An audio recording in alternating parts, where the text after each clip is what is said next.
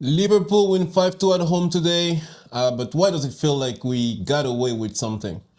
Because if you look beyond the scoreline, there are warning signs, man. West Ham having 1.84 xG at home is a concern. It's not nothing. We're playing at Anfield. It shouldn't be that easy for them to get into our box.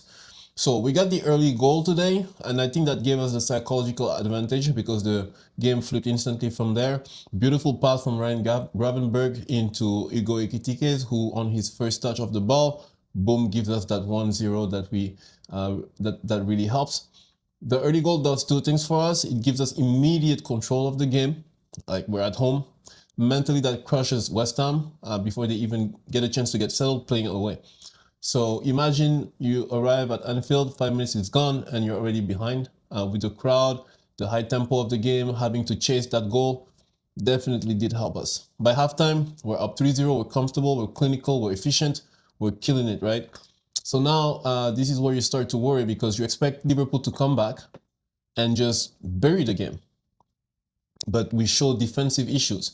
We won 5-2. The other team has a superior XG of 1.84. That shouldn't be the case. They had like 11 shots, 4 shots on target.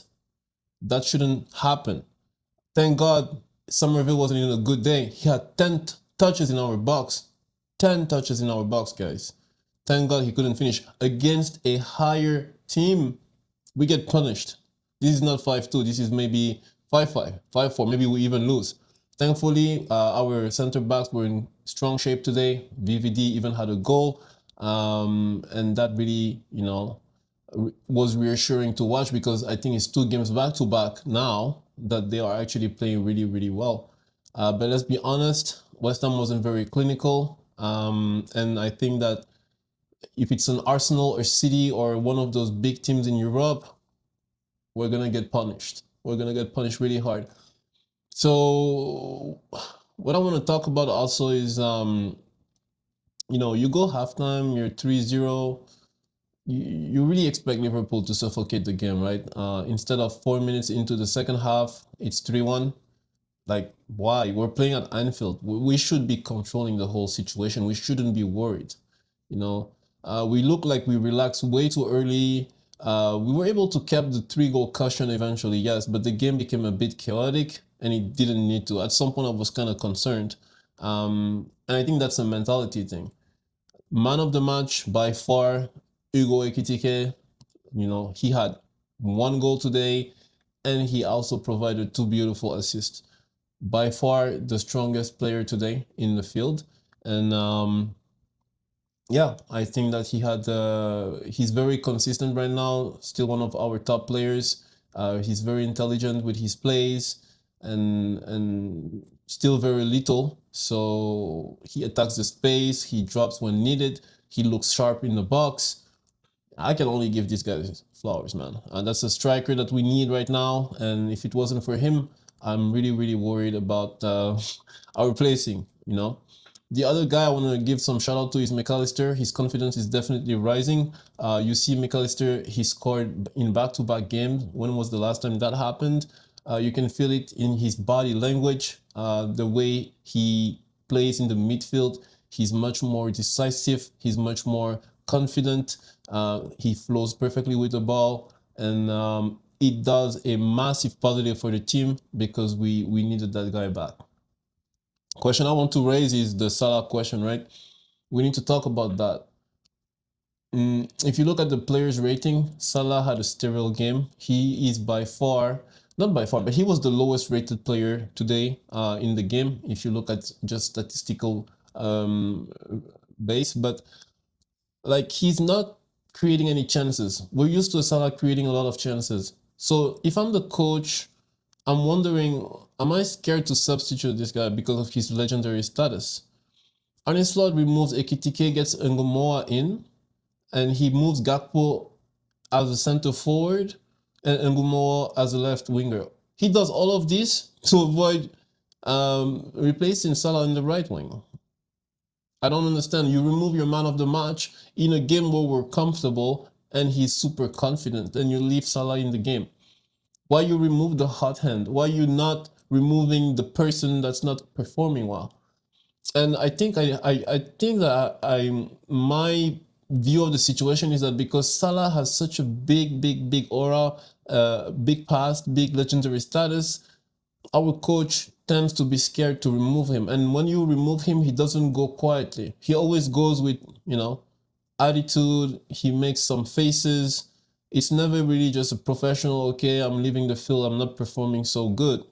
Now, today wasn't a terrible game for Mo Salah, don't get me wrong, but I think that it wasn't at the same level as we expect him to be. So at the end of the day, just take him, put him on the bench, show him that he's replaceable, and start building from there, because we have to look into the future. We can't always count on Salah. He's a big player. He can make differences. But today, we're comfortable. We're winning. He's not performing well. Just let the man sit on the bench and show him that performance matters. Should he have been subbed? Absolutely, guys. In my opinion, I don't think I'm overreacting. Now, hopefully we see him performing better in the next coming games. Hopefully he has those conversations with the coach.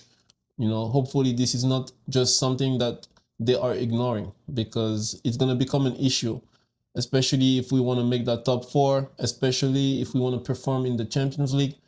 We're going to need to bring him back, just like we have McAllister back.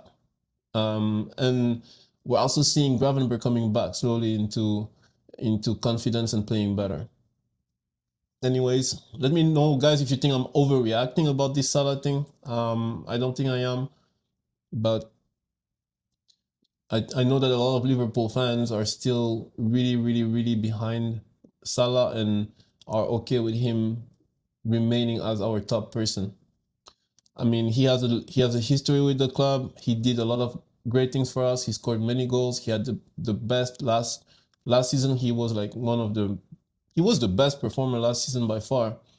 But it's time to realize that no one is eternal, and it's time to give him more bench time. It's time to get him used to the bench a little more. It's time to let our youngsters come in and show what they can do. You see, why I love that Ngumoa kid is because he does what Salah used to do 2-3 seasons ago, which was making the defenders step back. The guy is explosive. He creates space. Salah doesn't do that anymore. Salah just creates chances from long passes and slow build-ups. He's not an explosive technical player anymore. So I think that we need more of that Rion Gumoa effect. So we need to give him more playtime. And I think a lot of Liverpool fans agree with that as well. Anyways, we still won. This was good overall, a good performance from Liverpool. Just make sure that defensively we raise the right questions, because today it's West Ham, but if it was Arsenal, this is not a 5-2 game. We're conceding a lot more goals. Tell me what you think. I hope that you enjoyed this video. Like and subscribe if you did, and I'll see you in the next one.